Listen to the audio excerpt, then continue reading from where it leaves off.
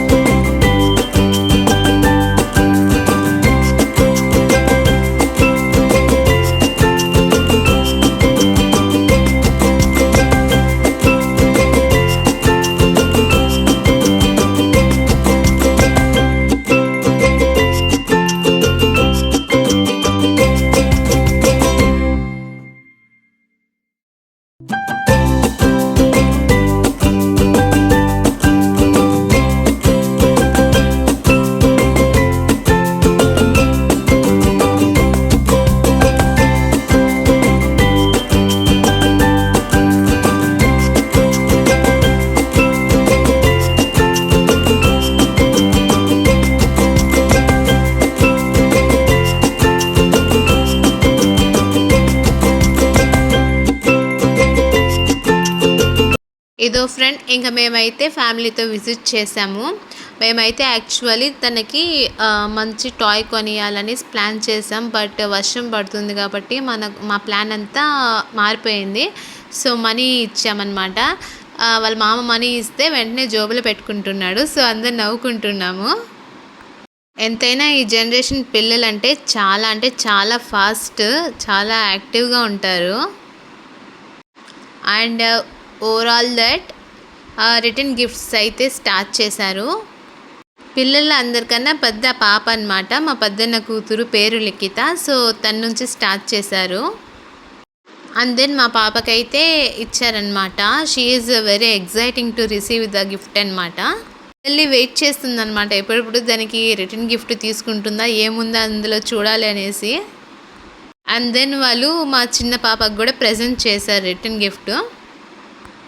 And finally పిల్లల్ని అందరినీ కలిసి ఫోటో దింపాలనేసి అందరినీ స్ట్రైట్గా నిలబెట్టారు. బట్ బర్త్డే బాయ్ మాత్రం నో నో అంటున్నాడు పిక్స్కి.